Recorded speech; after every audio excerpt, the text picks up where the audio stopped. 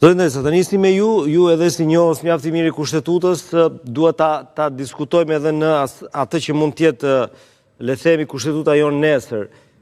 E para punës, si ju duken këto dy teza, pra Rama me uljen e deputetëve dhe Berisha me krijimin e një senati?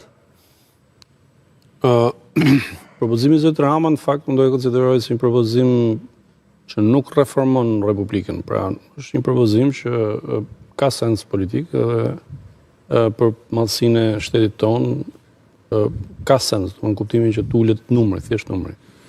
Propozimi i sotëm që dëgjoj nga zoti Berisha, përtej këtij propozimi, pra bërja një senati, këtu do thoje pastaj që është një propozim i cili ndërhyn në gjithë arkitekturën e kushtetutës.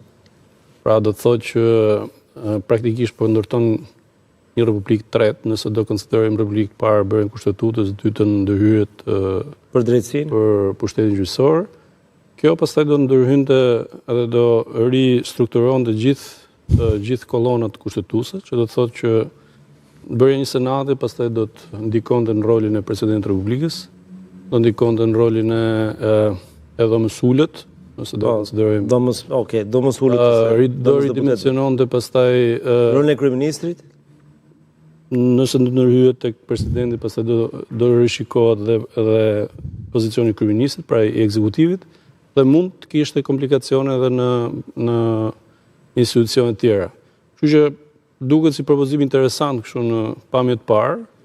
Por i vështirë po thoni? Jo, nuk është i vështirë, por thjesht pastaj do rikonceptonte dhe ndërhynte në gjithë arkitekturën, sepse kushtetuta është bazuar në një arkitekturë. Por shumë mendojnë që ka ardhur koha për këtë reformë politike, se kjo është e mirëfillt reformë politike. Për Senatin.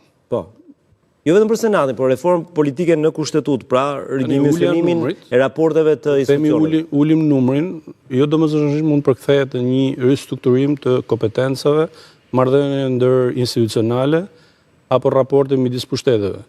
Kur ndërton një dhomë 3, atëherë sigurisht që dhoma e re kërkon kompetenca të reja, kompetencat që do i marrë diku, dhe përjedhoj do rindërtoheshin raportet midis pushteteve, midis institucionet panvarura, dhe kjo pastaj do kërkonte një po themi kohë caktuar për ta bërë në mënyrë shumë të kujdesshme që mos ndërhyejnë në ekuilibra dhe mos dëmtoheshin ekuilibrat, që me thënë drejtën, pavarësisht problematika që ne kemi si shtet, është krijuar një kulturë tashmë institucionale, është krijuar një kulturë konstitucionale.